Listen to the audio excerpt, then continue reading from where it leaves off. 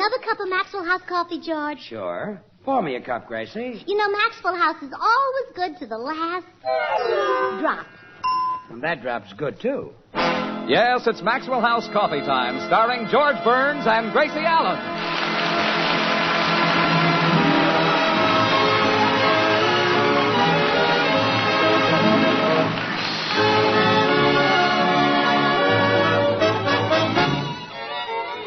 With yours truly, Toby Reed, Meredith Wilson, Sarah Berner, Gail Gordon, Frank Nelson, Will Wright, the Maxwell House Orchestra, and Bill Goodwin. For America's Thursday night comedy enjoyment, it's George and Gracie. And for America's everyday coffee drinking enjoyment, it's Maxwell House. Today, more Americans buy and enjoy Maxwell House than any other coffee at any price. Yes, Maxwell House, always good to the last drop.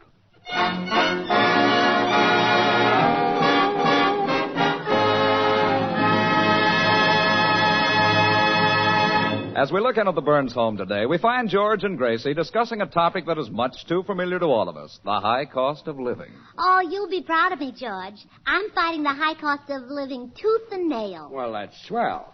How are you doing? Oh, I'm smart. Before I buy anything, I ask the price. And if it's too high, I just refuse to pay the money. Well, good for you. Yeah, for a month now, I've charged everything. But that's no advantage. The bills have to be paid. Yes, but it still won't cost you any money. Why not? I pay them with a check. This is murder. Oh, I got the idea right out of my own mind. Simple, isn't it? Simplest one on record. Let me see the bills. Well, they're right here in my filing cabinet. Oh, no, Gracie, not that filing system again. For 5 years now, I've tried to find things in that Chinese puzzle. But, George, it's so easy. Everything is filed alphabetically. Now, which bill do you want first? The grocery bill. All right, look under T. The grocery bill is under T. Well, sure. We buy our groceries at Beasley's Market. His market is 2 blocks down the street. T for 2. What if the market was 4 blocks down the street? I'd file it in the same place. T for twice 2. Okay. Well, here's the grocery bill. Holy smoke. Don't tell me eggs are this high. They're like diamonds, George. Before long, hens won't lay them on the ground anymore. They'll go right to the bank and make their deposit. How about the meat bill? Where do I find that? Under C. Meat bill is under C? Yes. We buy our meat from the butcher. His name is Fleischenheimer. C for can't spell it. Okay, here it is. Oh, no. Couldn't you find any cheap meat? Well, I've tried, dear. See there on the bill. Ribs, 80 cents a pound. Shanks, 70 cents a pound. Oxtails, 60 cents a pound. Is that the best you could do? George, when you pass the tail, you're out in empty space.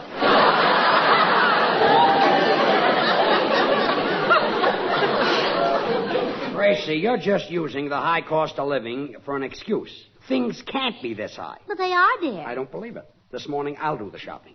And if they charge these prices, I'll eat my hat. I'll make up the shopping list. What are we having for dinner? Boiled hat. Let's go to the market.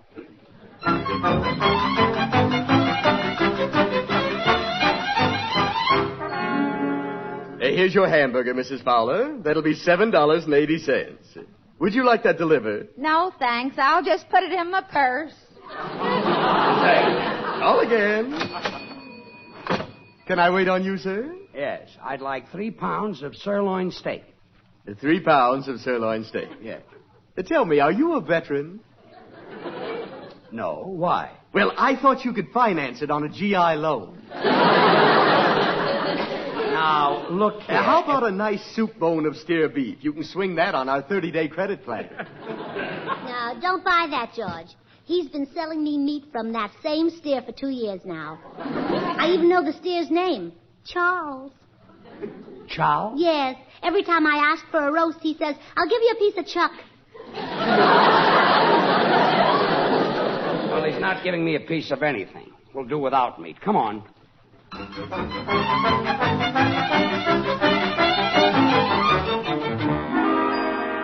You see, Gracie, the only way to bring prices down is to refuse to pay what they ask for things. Now, watch me. Mr. Beasley, Oh, yes, Mr. Burns. how much is canned tuna? 70 cents a can. I won't pay it. That's right. We'll plant our own tuna. You know, I get a kick out of your wife, Mr. Burns. She's so mentally adolescent. Oh, careful with those compliments. My husband's here. Let's get on with the shopping. Yeah. I'll take a pound of butter. Yes, sir. That'll be $1. $1? Don't you wear a mask instead of an apron? Come on, Gracie. Let's go to the vegetable department.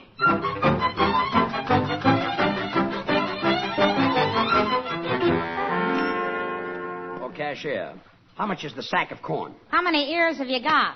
Well, 2. Does he look like a freak? Well, now that you mention it... Never mind.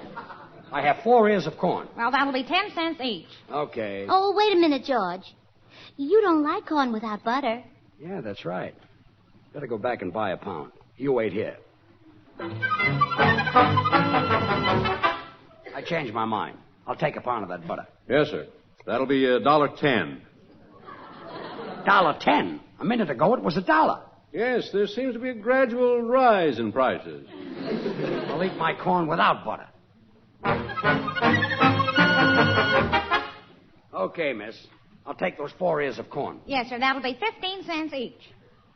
But you said they were 10 cents each. Oh, that was before the last price change. Oh, George, you better grab it before it goes up again. Okay, here's your 60 cents. George, What? you still don't like corn without butter. I know. Well, come on, I'll buy a half a pound.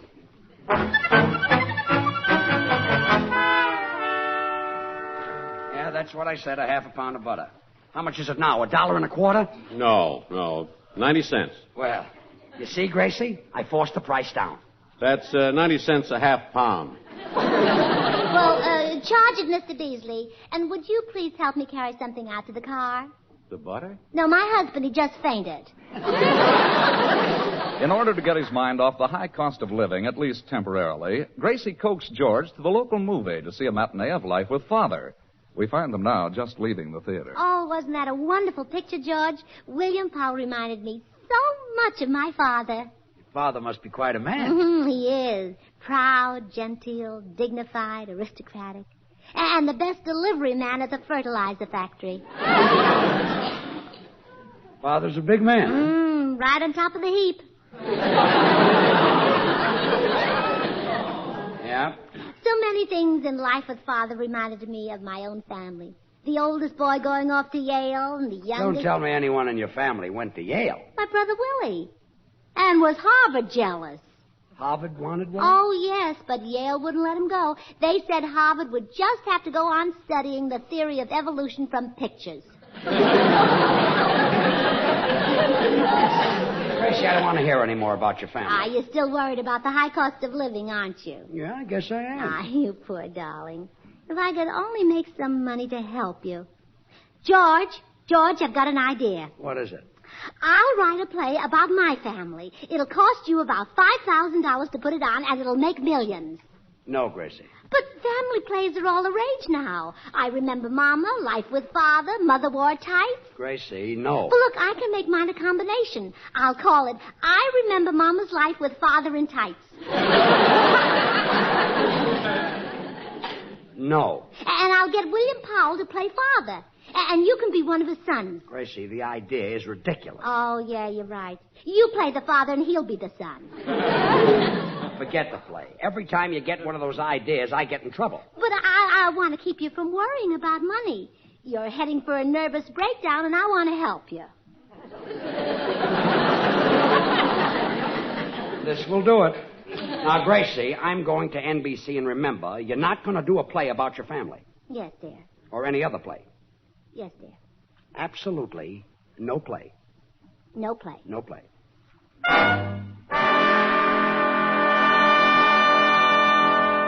Meredith, how do I go about putting on a play? Well, first of all, you have to look around and find an angel.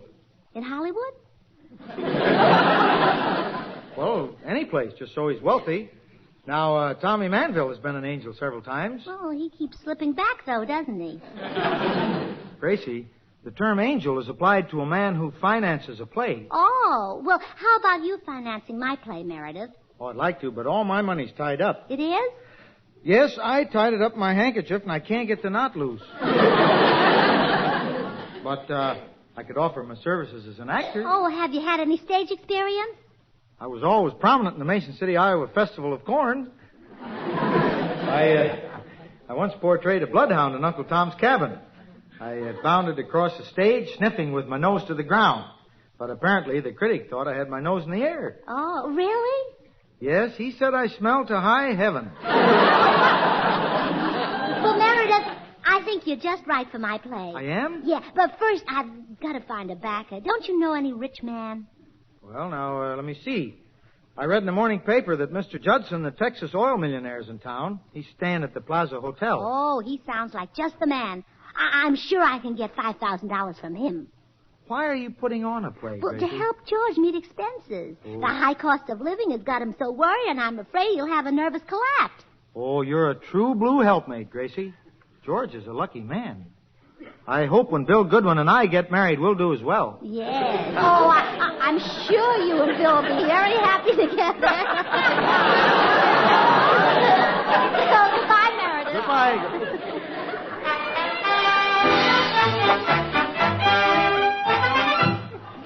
Are you Mr. Judson, the Texas oil millionaire? Yep, that's me, ma'am. Well, howdy, partner. I sure am all-fired glad to meet a fellow Okie. Okies are from Oklahoma, ma'am. I'm from Texas. Oh. Well, I'm sure all-fired glad to meet a fellow Texie. I'm Mrs. George Burns, Proud to know you.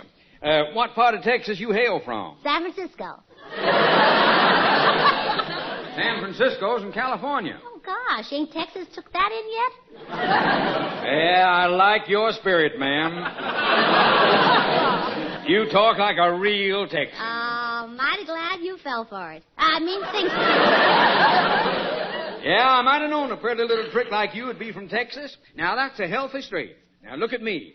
Would you take me for 45? Well, I hope to take you for 5,000. Huh? I mean, I'd like you to invest some money in a play I've written. Oh, I'm afraid I don't know nothing about show business, ma'am. I never seen no plays, never seen no movies, never even listened to the radio. Just stayed home and made $22 million. Oh, you poor man. Yeah, been sinking wells ever since I was a boy. When I was only 15, I brought in my first wildcat well. You were smart to switch to oil. There's not much demand for wildcats.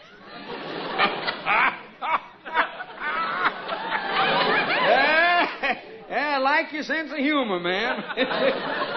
But I better stay out of this show business. Oh, please, Mr. Judson. I'm going to do this play to help my husband. The poor man is practically out of his mind. Why, you fine, sweet, brave little girl. Why didn't you tell me? What? You're doing this to help your mentally unbalanced husband. Well, he isn't... Oh, I know how you feel. You see, my wife ain't too bright. Now, see here, Mr. Judson, my husband Now, is... you don't have to say no more, Mrs. Burns. I can sure find $5,000 for a woman whose husband is, shall we say, peculiar. Let's say he's nuts and make it 10,000.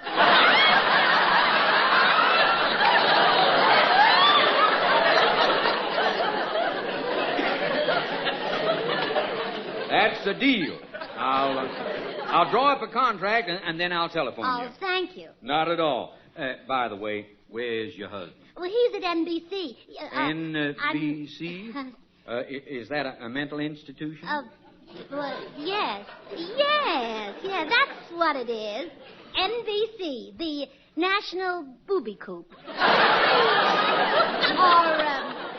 as some people call it, the Nutwork. Well, thanks again, Mr. Judson. Goodbye.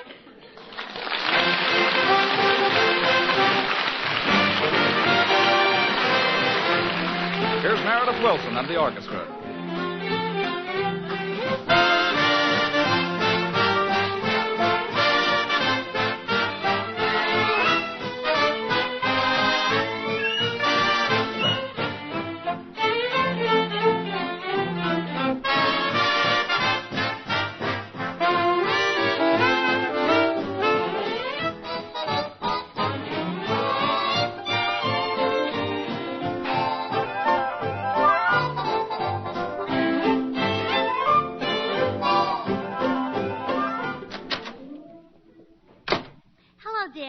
beat me home.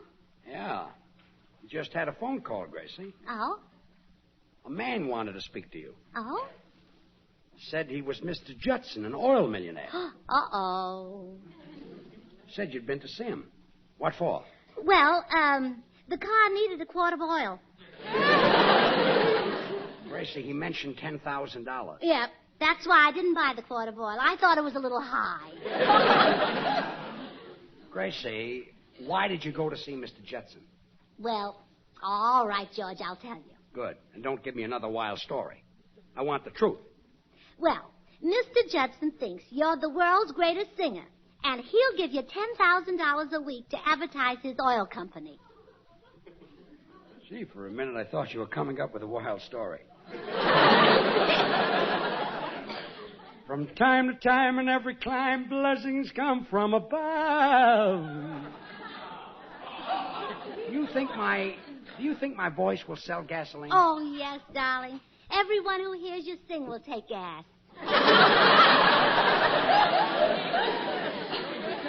Wait a minute.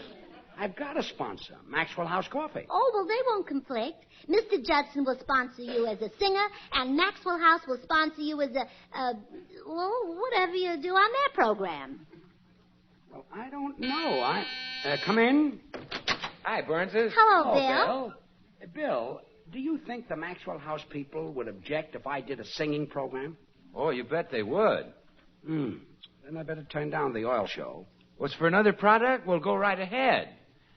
For a minute, I thought you planned to sing for Maxwell House. Bill, It's the very best in coffee drinking pleasure, yet it costs but a fraction of a penny more per cup than the cheapest coffee you can buy. But your voice can force Maxwell House into the buttermilk business. Well, Bill, apparently you haven't heard George sing lately. Give him a sample, Sugar Throat. Unleash those atomic tonsils and spray us with that radioactive voice. From time to time in every climb, blessings come from above.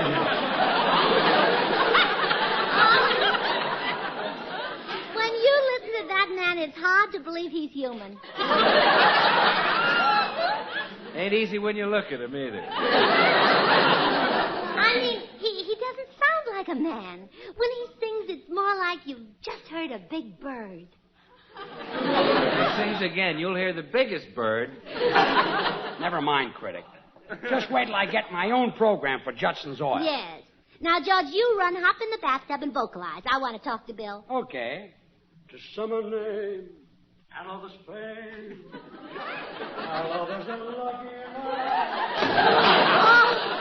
Oh, Bill. You almost ruined things. How? Well, Mr. Judson isn't going to sponsor George's singing. He sounds like a sensible man. Actually, he thinks George is a lunatic, and he thinks NBC is the national booby coop. Like I said before, he sounds like a sensible man. But don't tell George. He doesn't know what I'm up to. Say, Gracie, I'm single, but I thought wives never did anything without their husband's permission. You are single, aren't you? Come on, Bill. Drop me at the beauty shop. Okay.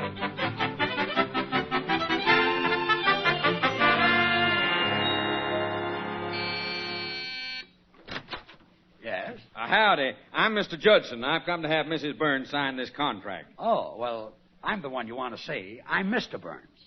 You're her husband? Yes. Yeah. Well, I guess I'll be moseying along. No. I want to talk to you. Sit down. Sure. Anything you say.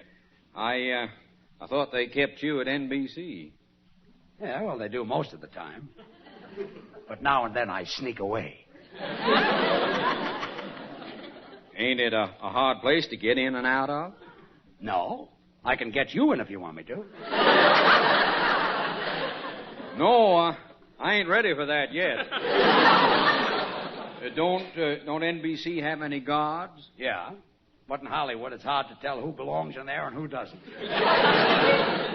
Yeah, reckon it is. Could anybody come in to see you, Mr. Burns? Oh, no. See me, you got to have a ticket. Oh, you're one of the biggest ones there, huh? You bet I am. Of course, now and then I lay an egg. I'd sure admire to see that. Mr. Burns, what did you do that got you put in there? I'll show you. Boom, boom, boom, boom, down in the garden where the red rose goes. Bonnie, I love you so. Love me like a flower. Don't you dare to holler. Lord, the red rose rag. Oh, the red rose rag. Boom, boom.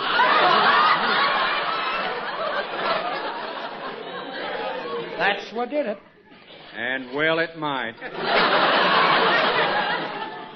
Thanks. I'll sign that contract now. Give me your pen. No, please. I'd rather you didn't handle anything sharp. Huh? Besides, it's your wife's play I'm backing. Now let her sign it. My wife's play, huh? Yeah, and she's going to use the money to cure your insanity. She told you, just wait till Gracie gets home.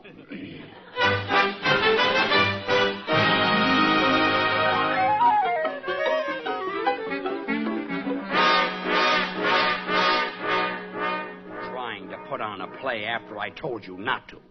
Telling Mr. Judson that I'm a lunatic. I'm warning you, Gracie. I've had all I can stand. Well, I don't blame you, George. I'm just a no-good, trouble-making woman who does nothing but hinder you. You ought to get yourself a new wife. Huh? Oh, I wouldn't go that far. Oh, yes, you should. Nothing but a millstone around your neck, and you ought to send me back to my mother. Huh? No, I wouldn't do that. But I deserve it. I'm just a silly, thoughtless woman without a brain in my head. Huh? That you are. Let's go back to the second one. You ought to send me back to my mother. Huh? Well, come to think of it, it's not a bad idea. Let's go back to the first one. Oh, never mind. But you do deserve to be punished. Now, how do you think I should punish you? Oh, I've got a terrible punishment. No new clothes for the rest of the year. Okay, that's it. I'll just force myself to look at you wearing your old clothes. Look, Gracie, I let you off with no punishment. If you'll promise me that you'll never cook up another one of your wild schemes. Yeah, I promise, but I don't want you to let me off so easy. I want to do something to make up for the trouble I've caused you. Well, okay. Yeah. Oh, I've got it. I'll get William Powell to star in my play and give you all the money. Now, look, Gracie. And I know just how to get him. Look, Gracie. I'll tell him that you're a lunatic. Look, Gracie. And it costs me lots of money to keep you in the Look, booby Gracie, coop. And then if he'll you're fall gonna for it, and then I'll get the money.